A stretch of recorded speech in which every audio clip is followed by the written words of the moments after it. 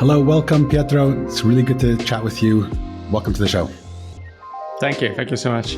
So jumping right in, can you tell us what is FeedBear and who do you serve? Sure. So FeedBear is a feedback management tool that helps software businesses collect, analyze, and make sense of customer feedback, essentially to improve their products or services. We mostly serve B2B SaaS, but we also have a few B2C customers. A tool that customers can embed inside of their app to collect their user feedback, right?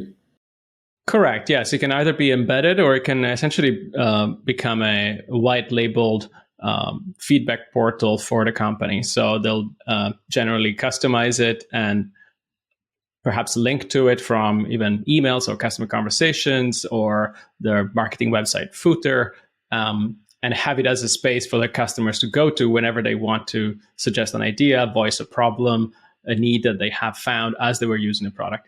But of course, we also have a feedback widget that can be embedded within the product directly. And so they can push a button and literally just type into a single text box and submit an idea. Super cool. I'd love to come back to kind of your story with FeedBear and your startup and your journey, but I'm very curious about the process of collecting customer feedback. Obviously, it's an important data source for any product team, any software team to know what customers like, what they don't like, wish list, bug reporting, things like that. But it also can be overwhelming when there's too much information coming from users, from customers. How do you know how to prioritize what they're asking for? You can't just listen to customers and build whatever they're asking for. There needs to be a balance. So what are some of the things that you're seeing from your customers and from your own journey that works? And what are some challenges that people often stumble across when they're implementing a customer feedback program? First of all, feedback can mean a lot of things, right? So in our context, feedback is essentially ideas and requests that come from customers or product users. Ideas and requests that the founders or a product team needs to essentially take, digest and translate into problems and needs, and then come up with their own solution to ship eventually as a product feature. Especially FeedBear is not a tool that's designed as a, say, survey tool or in product survey tool to collect feedback on UI elements or overall customer experiences, right? So it's not NPS, it's not something for UX research. It's really mostly for product teams and the founding team that really wants to know what the customers want and what the customers need. What works, first of all, is making it very easy to get feedback, right? And it's important for that to have that space to make it obvious how to get to it and to, in a way, promote it with customers so that they learn that there is this channel. When it comes to prioritizing, that's really one of the key issues. That's really essentially the job of product management, right? And we work especially with companies that are drowning in feedback, right? That's one of the big problems that our solution solves. Feedback comes from a million different sources. It might be through customer support, sales conversations. It might be in meetings. It might be from stakeholders. It might be from investors. And it becomes really hard to make sense of the feedback itself, to assign a quantitative element to feedback that otherwise normally is purely qualitative, and then, of course, prioritize. So the way that we do it internally, for example, is we mostly focus on impact that we see a request or an idea can have on the overall customer experience and the business itself. We combine that with some measure of effort of what it would take to build a solution as we designed it, but we also look at things like what's trending in terms of requests, and we tend to prioritize issues that would address the largest portion of our customer base. We also have been learning to combine feedback, as you were saying. You cannot just build everything that customers ask for, right? That is not a strategy. So you need to combine feedback with your own strategy, with your own vision, with your own idea of what the product should be doing.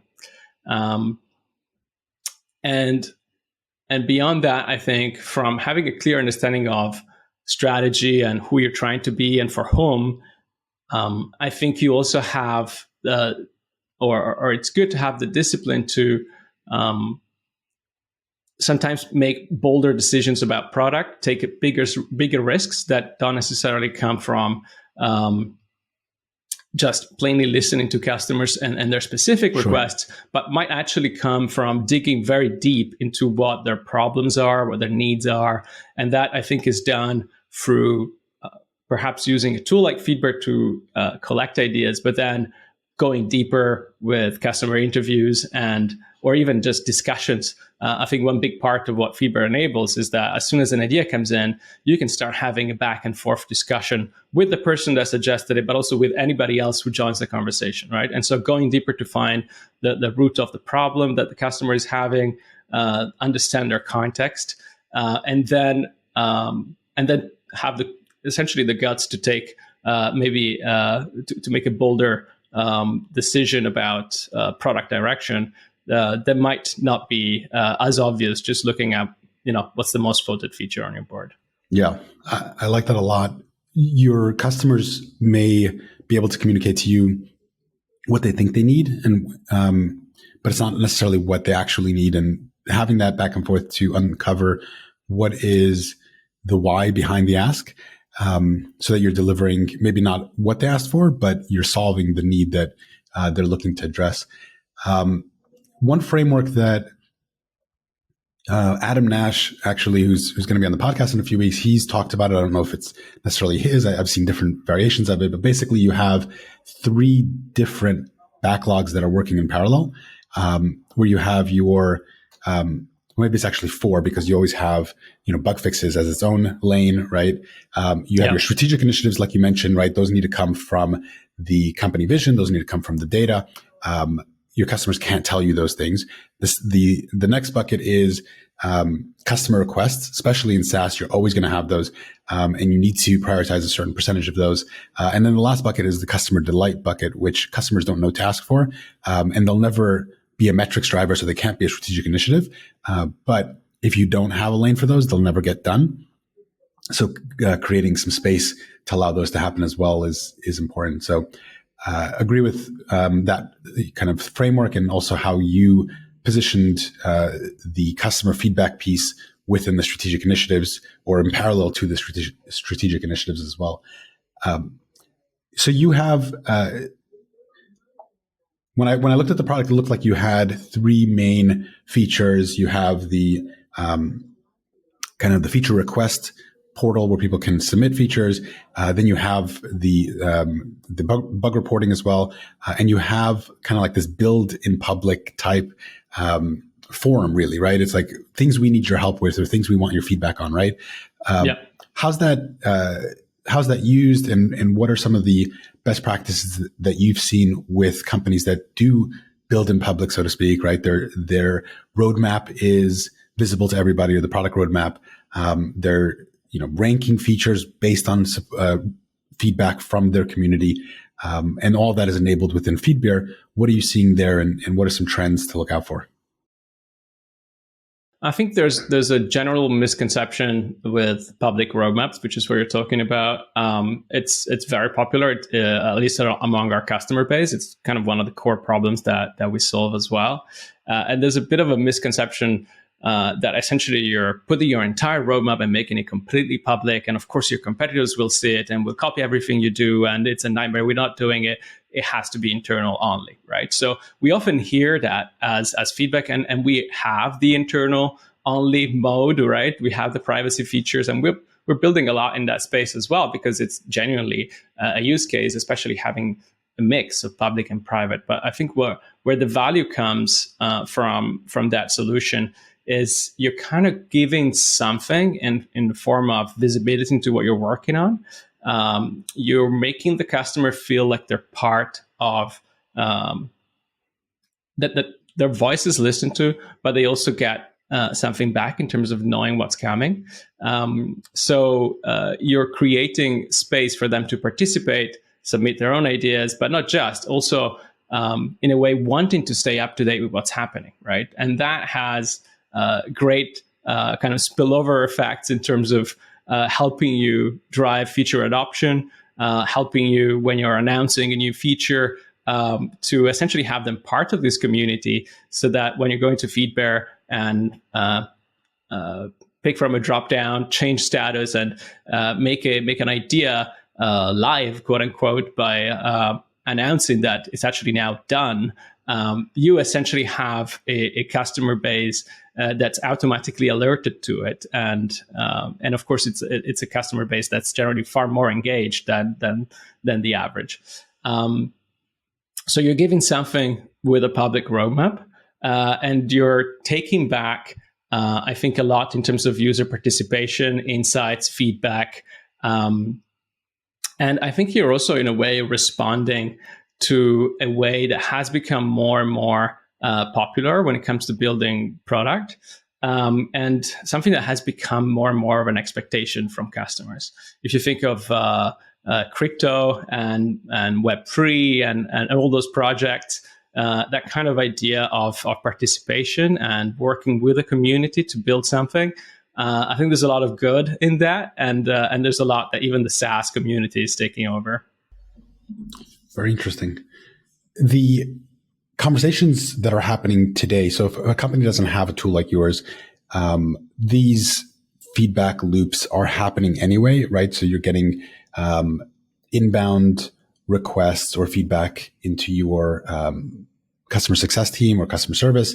There may be some community chatter if you have, whether it's a Discord or a Slack community or whatever. You have people that talk about you on social media that maybe you can monitor. Maybe sometimes those get missed.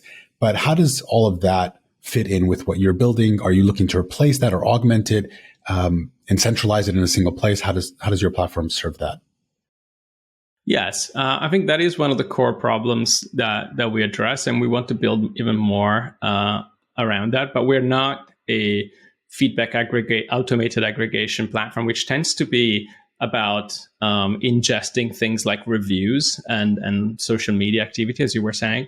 We're more of a place for ideas, right? We're a place for ideas and requests. Sometimes they're feature requests. Sometimes they're a bug fix, the request for a bug fix. And sometimes they're problems. Sometimes they're a description of what the customer is trying to do.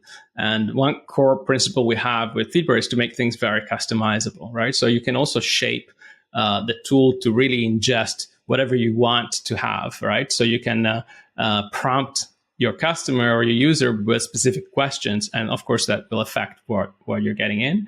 And you can we have unlimited boards, so you can have essentially an idea board for different things, right? We use it for feature requests, we use it for integrations, we use it for requests for languages and translations, we use it for bug reports.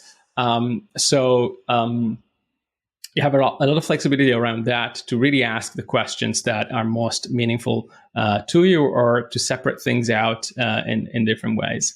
But yes, going back to your question, I think there's a general problem of collecting ideas and requests, and we facilitate that through having this space that usually is public to customers, but we also have a lot of customers that use this privately and essentially aggregate ideas from different systems, whether it's their customer support tool. We have an integration with Intercom, for example, or maybe it's an internal conversation that's happening in Slack. We have a Slack app for that, and bring everything into a centralized place where they can start seeing those trends. They can start accumulating those measures of interest through app votes. And sometimes those are app votes that are done on behalf of a customer, and sometimes they are directly done by the customer if the board is public. And through time, of course, it enables you to see that picture of what's actually most frequently requested, and feedback doesn't get lost. You get that overview, right? Which is one of the core problems that we fix. Absolutely. And that's a very common problem. And, especially as you're scaling, there's so much data being thrown at you from different sources, qualitative and quantitative.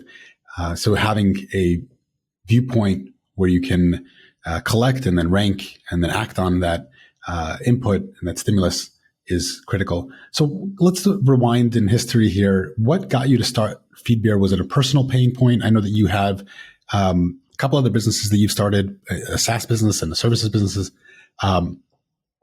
Was this a particular pain point for you that you felt that, hey, I need to build this for myself, and then realized maybe I should offer this for others? Is that how it came about?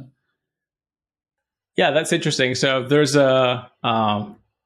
one thing, first of all, to say, which is I actually didn't start FeedBear. I acquired FeedBear.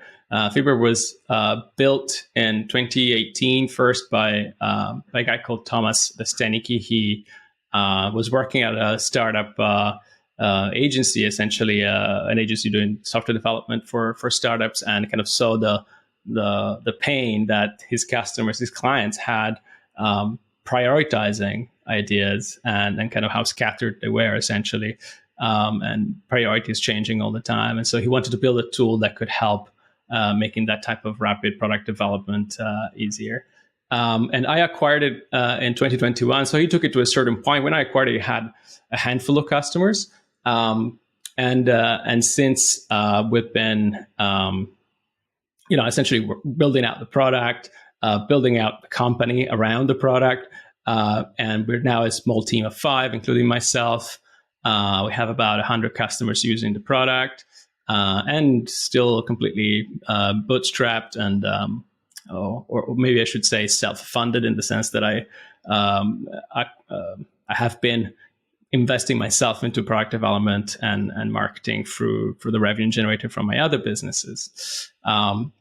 But going back to your question, what attracted me to the idea, seeing it, was essentially the realization that I had effectively built 2 businesses before, where we essentially pivoted from an original idea through and because of customer feedback, but we never did it in such a systemized way. We didn't have a good system as what FeedBear provides. We mostly just did it all kind of like the scrappy and probably one of the most popular ways, which is just talking to customers, taking notes, building a spreadsheet somewhere. And I was attracted by the idea of a simple tool that could, in a way, systemize that process. And also something that could help you by creating that centralized place for yourself and the team for feedback, but also create that community for customers, so that through that process I was mentioning, through giving them something in terms of visibility into what's happening with the product, you actually build enough value for customers to actually want to come in and suggest and come back to that space, and of course creating more and more engagement around those that group of customers. Fantastic. I had no idea that you bought the company. Was it via MicroAcquire? How did you go about doing that? Yes, it was actually via MicroAcquire. I think it was relatively early in the history of MicroAcquire. I had been kind of looking for tools in these and related spaces. I also really liked the idea of change logs as another type of solution, which actually FeedBear integrates as well. And that's how I found it. And started talking to Thomas, and we had a great chat. Everything worked out very smoothly, and he then essentially worked with us for more than a year, I think, part-time, just helping out with the initial kind of challenges of taking over a project like this. Very cool. I'm very curious about the MicroAcquire space, and Andrew Gazdecki is actually on my wish list of guests for this podcast. So maybe if he listens to this, we can get him on. Can you tell us a little bit about kind of under the hood, that process of finding and buying a company via that platform? And for those that don't know, MicroAcquire, actually they're Acquire now. They rebranded acquire.com. And it's a platform for buying and selling small businesses, SaaS businesses, and typically things that used to be done via brokers, but wasn't really feasible for small businesses because there's just not a lot of margin there. The platform opens up, and it's a really interesting space to see, what's being built and sold, and what's being bought. So I'm just curious about your experience there. Yeah, absolutely. So yeah, I think it's a fantastic platform. It's a great opportunity for people like myself that are perhaps not a technical founder type, right? I definitely have a more of a business background, and to essentially take over something like a SaaS product that has maybe some initial traction, but that perhaps hasn't seen the level of success that the founder originally hoped for, perhaps for different reasons. And I think we all know that it's really hard to build a business and build the growth engine that fuels growth for the business all at the same time, and especially as a single person. So what you can find, that was the case for Thomas, right? He tried to do everything himself, and kind of showed his talents, I think, and kind of getting to the point that he did get to, right? Building not just an app, but building a brand, building a website, starting marketing, acquiring the few early customers. But I think kind of also exposes one of the limits with the indie hacker approach. Not saying that was necessarily what he was doing, but I think in general, the idea of building a business completely on your own, I think for a few that's possible. Certainly, it is not my approach. I definitely like to build a team, and I know that for me at least, the path is one where I bring others in to help building something bigger and valuable, and that has so many moving parts that it would be impossible for myself to do all on my own. Sure. So I kind of recognized that opportunity when I saw FeedBear, and like it, there are so many now on that and many other marketplaces, because it started as MicroAcquire, it became Acquire, and in the meantime, a bunch of other platforms have started. I think there's one called Tiny Acquisitions. There's another one called Microns. So they've taken kind of MicroAcquire's space really at the bottom of the market in terms of size of businesses that are on sale. And so it's not completely impossible to today buy a business potentially just for a few thousands through those marketplaces. And of course, you're not buying something that has a lot in terms of validation, right? I would prefer to find something that is validated and has customers and has ongoing traffic, and maybe has something already built in terms of a brand and content and SEO.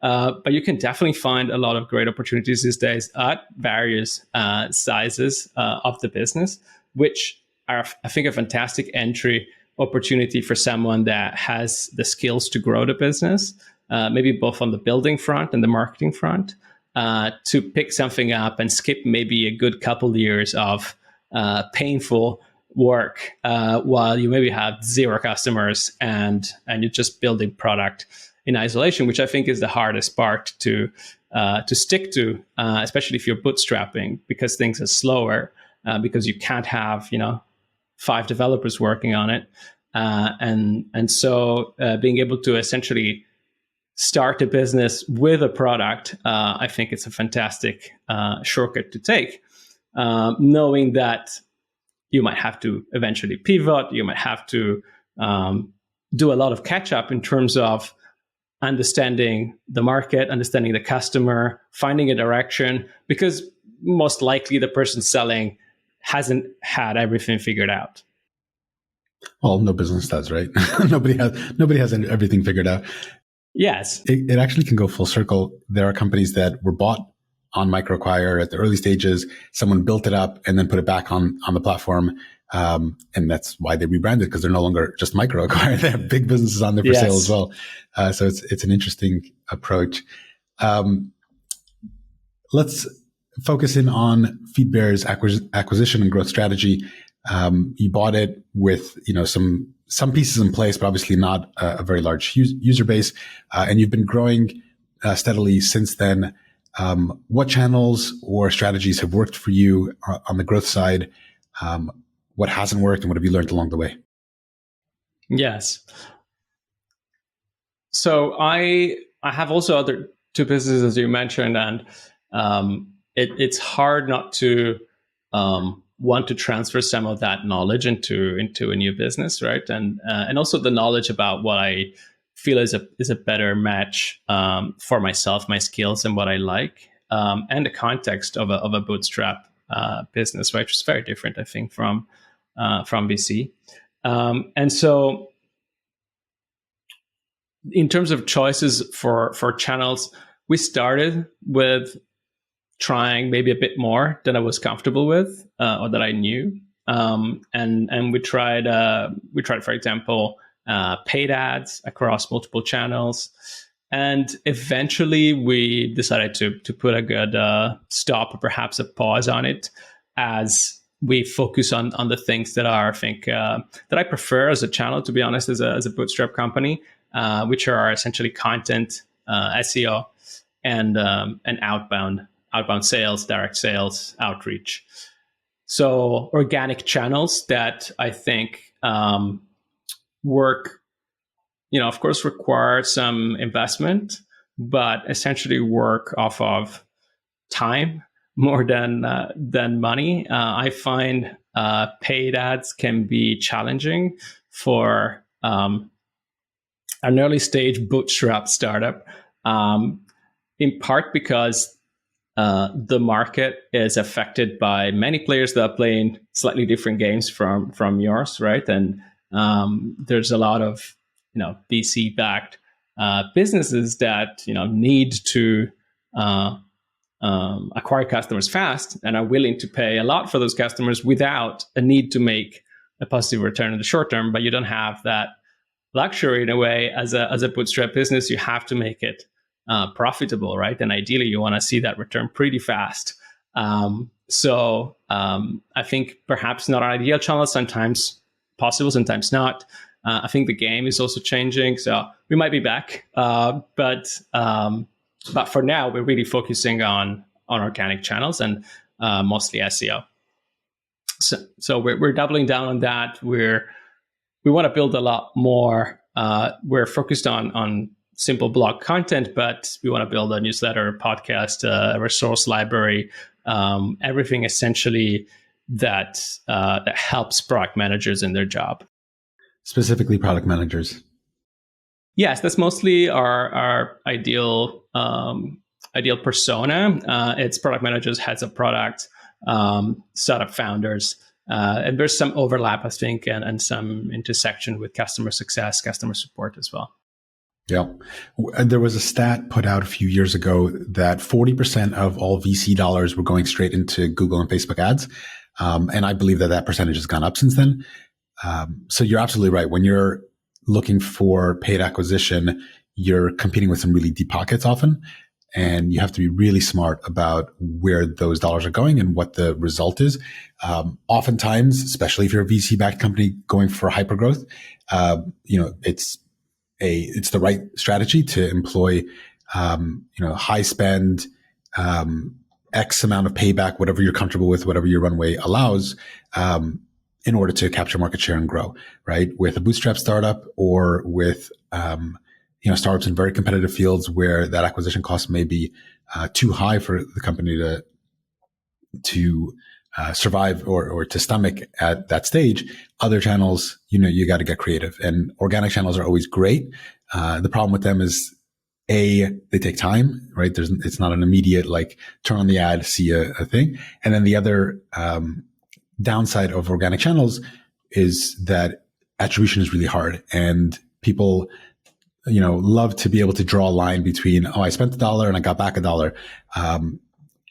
And as a performance, myself coming back from a performance marketing background, I also have a very kind of ROI focused mindset, but you can't think that way. You got to change your mindset when you're thinking about investing in community, investing in brand, investing in organic content and social media. Those pay off over time. And if done in the right way, they can pay off tremendously well. But you have to kind of change your mindset and how you approach that investment. Yeah, absolutely. I think you definitely cannot look at that blog post and expect an immediate ROI, right? But you can know you can have a certain confidence as a strategy.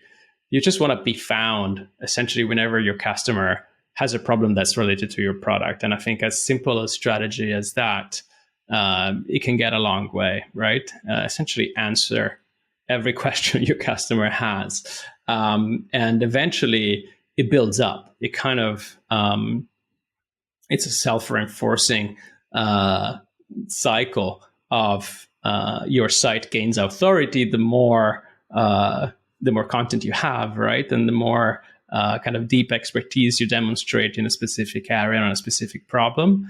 And at some point, you can get to a stage where you're almost surprised, where, you know, what everybody says about ICO, yes, it will take 6 months to a year. It's a long-term thing, and it's true. But I think you can also get to the point where eventually you publish something and it ranks 2 days later. And I think when that happens, that's pretty cool, of course, and that enables you, I think, to do a lot that's perhaps much more conversion focused and much more tactical, and where you can have that kind of ROI based mentality, right? I certainly believe there's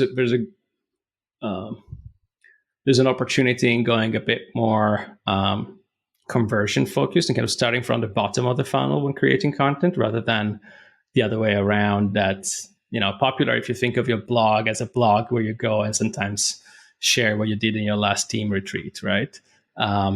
But you can actually be very tactical and really focus on what problems your customers are trying to solve and give them the answers, right? And sometimes, of course, your product is the answer. This SEO reminds me of that Chinese proverb that the best time to plant a tree was 20 years ago, and the second best time is now. I don't think that it's ever too early to start with SEO, because even if you're not investing a ton in content early on, at least just start laying that foundation from a technical and historical and authority perspective, so that when you do build that content, you have that history built up. Waiting, is you're not getting those compounding benefits. And SEO is a compounding game, right? Like you mentioned, it's how much content you have, how much authority you've built up over time, and that double EAT experience, expertise, experience, authority, and trust. Google's getting much smarter about recognizing that, and you can't just suddenly flood a bunch of articles and start ranking if you don't have those items. Speaking of, kind of the shifting landscape in content marketing, obviously, AI is a big part of the new tool set. Some would say to the detriment of content strategies, and some would say to the benefit of employing them. What are you doing in that space? How are you thinking about AI content generation? Yeah, well, it's on my mind, of course. I think it's on everyone's mind. I think it's wrong to look at it and dismiss it as, oh, this is just going to generate trash, and we're going to end up in a spiral of crappy content generated by AI, based on AI, crappy generated content, and end up with a much worse situation that we perhaps already have when we look at what comes up as a top search result for certain queries on Google.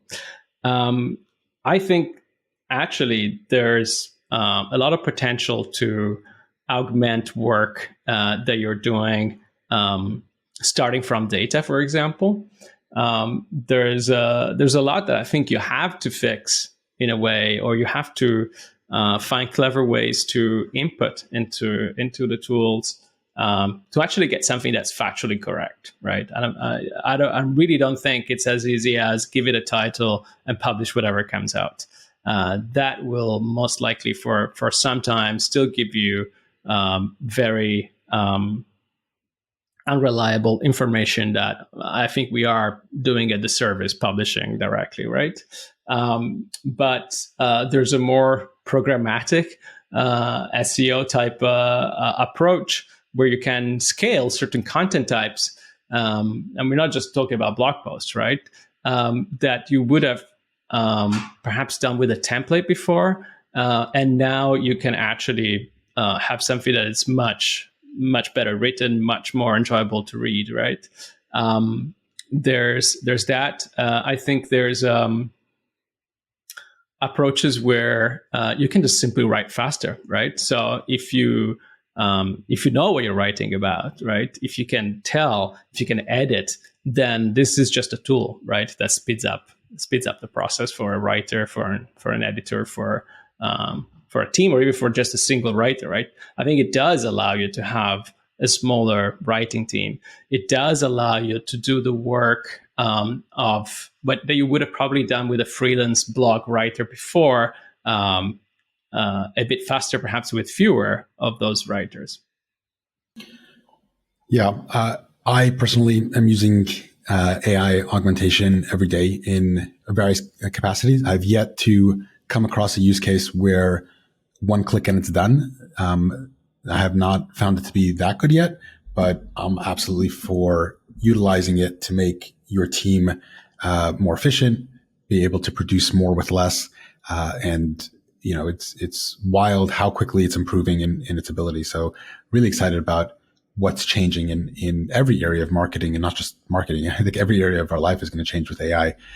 But not to get too off track there, let's go back to your ICP, your ideal customer profile. You're talking specifically about product managers. Is there a specific size of company or type of company that FeedBear is better suited for? And how do you think about the competitive landscape as a whole? With you've got kind of customer feedback tools that are broader, like Qualtrics, and then you've got Pendo, which is more kind of like on-site in-app tools, and then obviously every product manager has Product Plan, Aha, or any one of those kind of backlog management tools that also have potentially often have an add-on for customer feedback gathering. So how do you think about that landscape as it serves your specific ideal customer profile? Yeah, so to answer the ICP question, our ideal customer persona is a SaaS company. They're looking to improve their product. They're looking to improve their processes around product management and feedback specifically. They usually are inundated with requests. So one of the criteria we have is they probably have a customer support team. So they're at that size where, if they have 50 customers, it does make sense. If they have maybe 100 customers and above, it starts to become, useful. But it definitely becomes more useful the larger your customer base. And it also tends to be more ideal when you have a type of customer that that's buying in a way where perhaps the whole buying process, it's almost a little bit closer to a consumer self-serve model than your typical larger kind of corporate type of customer, right? So if you have few corporate customers that pay you $100K a year or above, this is probably not the tool for you, right? You want to do things privately. You're probably already doing things in meetings.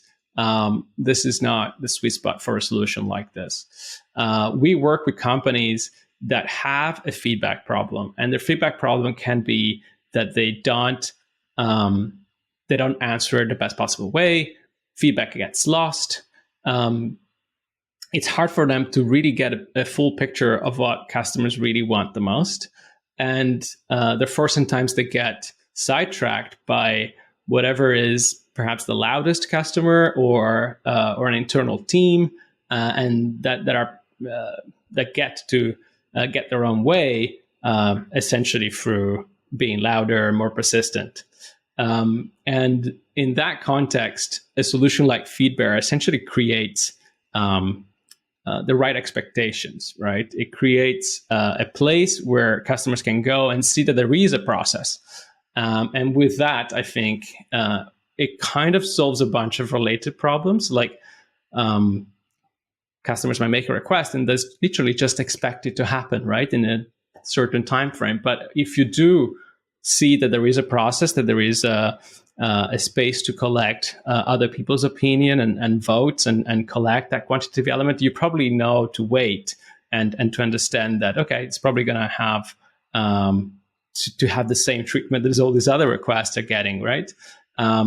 And you also get that visibility into what the team is working on. So you know that they're busy with something else, right? So you know that something else is probably the priority.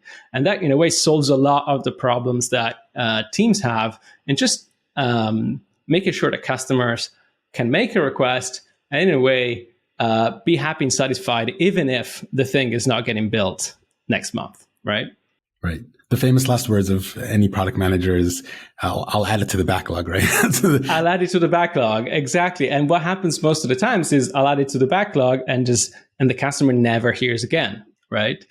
So here you can see that it's in the backlog, and if it's not prioritized, it's not prioritized, but you see that it's there and it's not just, going somewhere to die.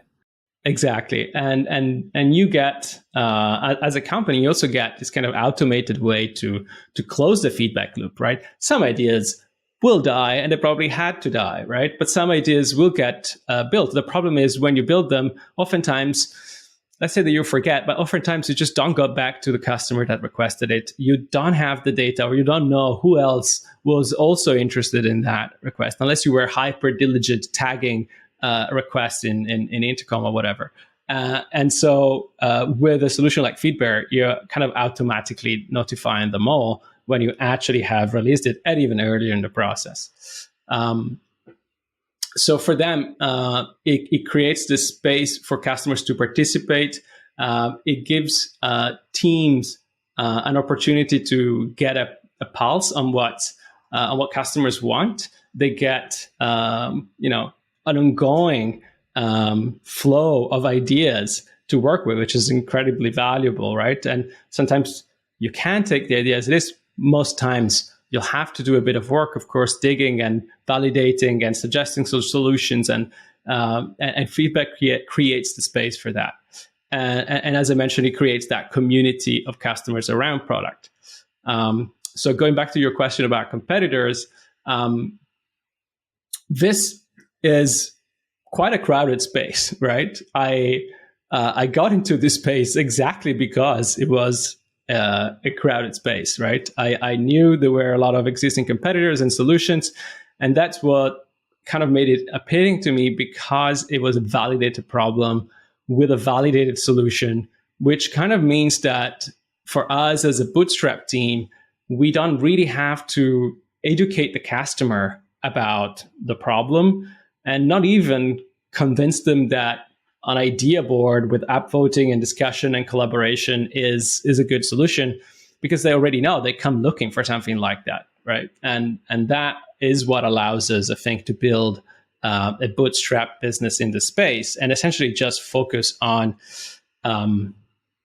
whatever our core proposition is, which is essentially to build something that is faster, simpler, that looks better, that doesn't create more work for teams, and something that can be implemented in a few minutes, and that doesn't require any sort of learning curve for your team, especially, but also for your users and your customers, right? And so we can just focus on that, building a great product, continue iterating on that, and not worry about all that kind of customer education problem.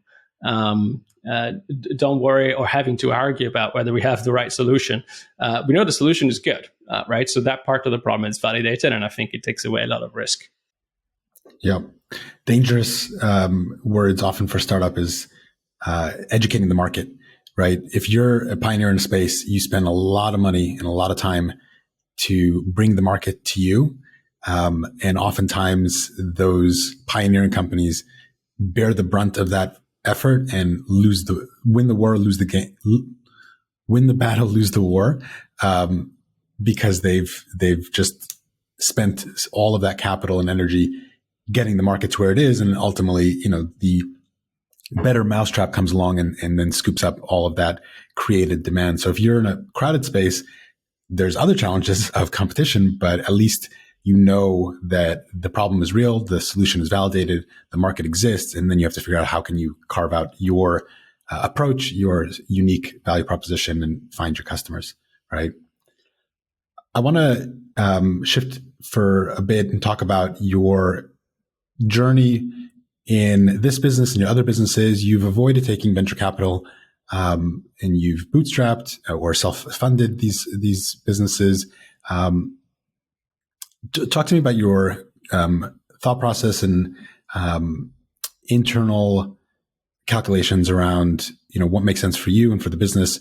Why didn't you take venture capital, or is it still on the table? Just it wasn't the right time yet. Yeah, absolutely. So the decision to bootstrap is essentially a consequence of wanting to have independence and autonomy in general, right? That's really one of my personal goals. And as a consequence, I want to be able to maintain control of our decisions, paths, and trajectory with each of the businesses.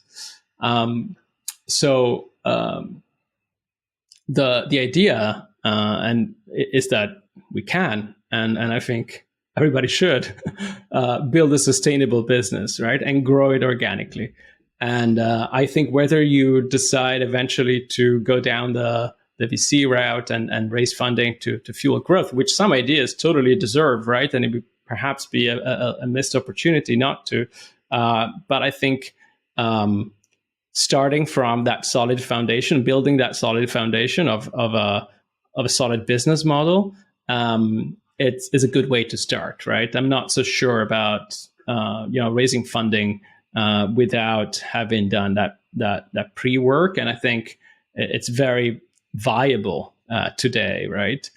Largely thanks to a lot of VC-backed businesses, right? But we have all that groundwork, all those building blocks that we can use to be very effective, right?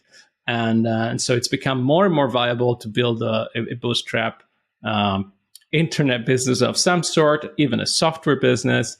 You can even build an AI-enabled business today with a couple API calls, right? And focus just on what makes you different, right? Focus on building a great user experience. And so I think that's a solid path that I believe should be the default path for most, right? So I personally remain slightly skeptical of the kind of VC-fueled growth at all costs mentality, or at least the idea that it's the only option, right? I personally like a more realistic approach, one that gives you more options. It gives you more viable paths to some form of success, right? That doesn't have to necessarily match with what is success for an investor, right? So you could build a business that, I don't know, makes a few millions a year, and you have a fantastic bootstrap business that creates meaningful work for yourself and for your team and has happy customers.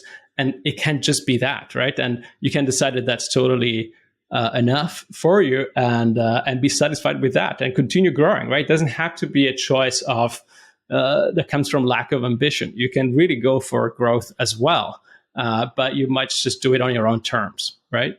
A business that otherwise you look at the figures and it would be a failure for anyone who invested at maybe an unrealistic early valuation. So I believe VC tends to create that type of binary situation, right? Where either you're on track for hypergrowth or essentially you've failed. And a more likely, more realistic approach, bootstrapping, I think, is at least for me, the way to go. Yeah, I agree that VC dollars is not the only path. In fact, we just had a conversation. For those who haven't listened to episode 16 yet with Omar Atun, he had taken venture funding from Sequoia and some of the biggest names in the Valley, had a good exit, to a bigger player in the space.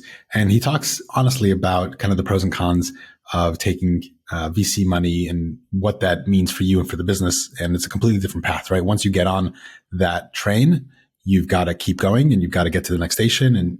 And the incentives aren't necessarily aligned always between investors and startup founders. So just know what you're getting into and consider bootstrapping as an option.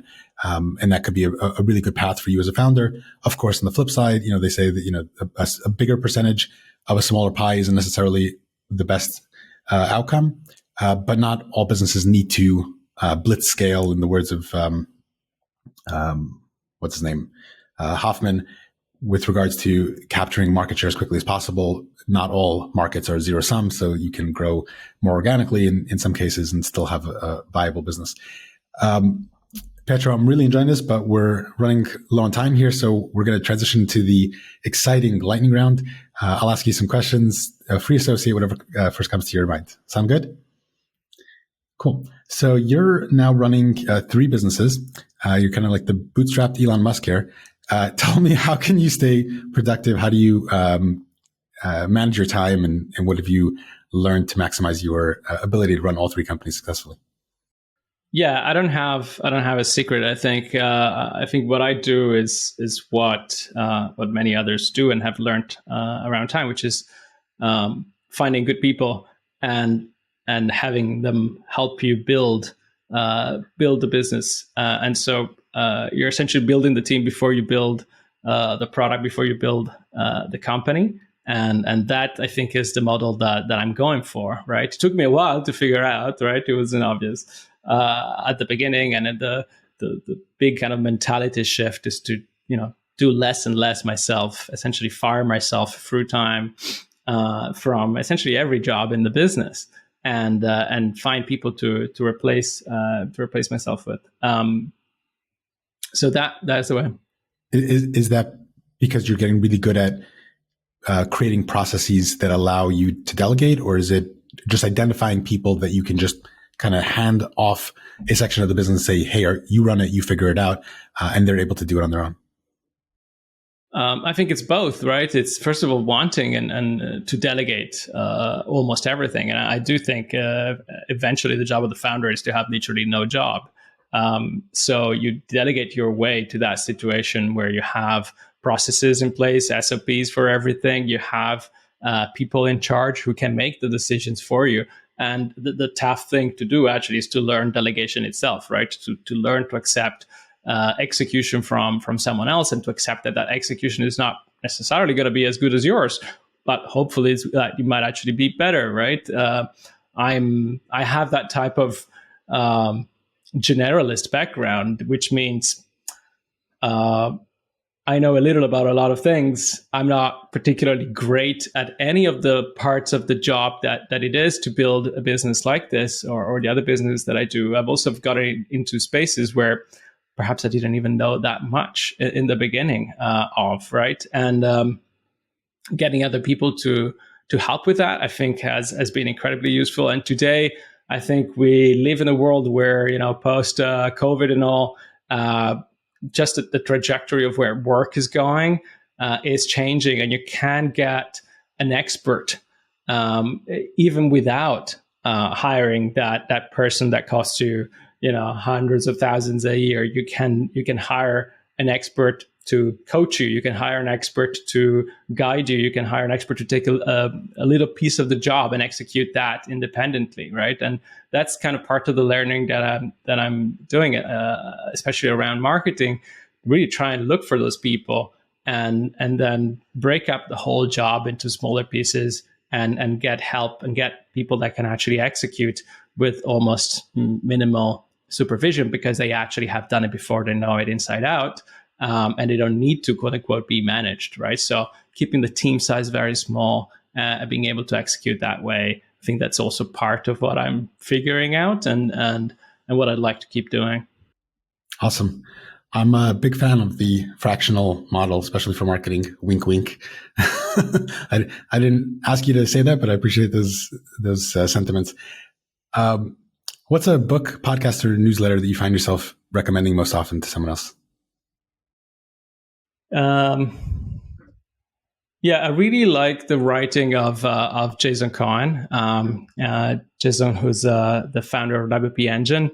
I think his blog is an incredible resource for especially bootstrappers. Now he's building a VC-backed business, but he has built bootstrap businesses before, and just the level of insight I think is great. So yeah, that perhaps is my recommendation. Very cool. I follow him on Twitter, but I have not checked out his blog yet, so I'll add that to my list. Thank you for the recommendation. Who's a mentor of yours who's had the most impact on your life or career? I would say my first employer. His name is Martin Varsavsky. He's an entrepreneur. He's built several businesses in tech, telecoms, and biotech, and health as well at this, in this moment. And he gave me my first job, and he exposed me to the whole world of startups that I was fond of, but I was really at the time as a student, I was just a TechCrunch reader, right? And I got to see it firsthand. I was working with him, helping him essentially pick investment opportunities in Web 2 at the time. It was in 2007. So yeah, I would definitely say him. Very cool. What's one thing outside of work that's got you excited right now, or is there something you're passionate about? That's interesting. One thing that I've picked up recently is woodworking. So I'm definitely a very beginner, but I've enjoyed building toys for my kids. I have two small kids, and just trying my hand at that I find is a perfect way to disconnect and keep myself off of my phone for a good 4 or 5 hours at a time.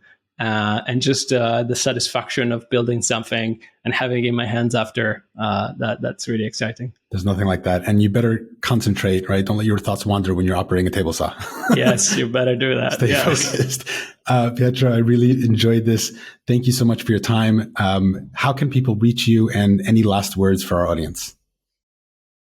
Yeah, anybody can reach me. I really enjoy talking with other founders. So I welcome everyone to reach out to me on Twitter. I think that's probably one of the best ways, Twitter or LinkedIn. On Twitter, it's P Saccomani. That's my name. So PSACCOMANI. And on LinkedIn, you can obviously easily find me with my name. So yeah, just connect, and I'll be happy to chat with anyone. Awesome. Any final words or any last words of advice for the audience? I think, I should say listen to your customers, but I'll probably say consider other paths beyond VC, because I think that we're just seeing more and more proof these days that you can build a solid bootstrap business that has the potential to grow, even to grow big, right? It's not a choice to go small. It's just a choice perhaps to go at a different pace. But it's the opportunity to do it kind of the way you want. And I think that's great. Rather than kind of playing someone else's game, you can play your game. Absolutely. Thank you, Pietro. Wishing you tons of success with the business, with all your businesses, and with everything else. Great chatting with you, and talk to you soon. Thank you so much.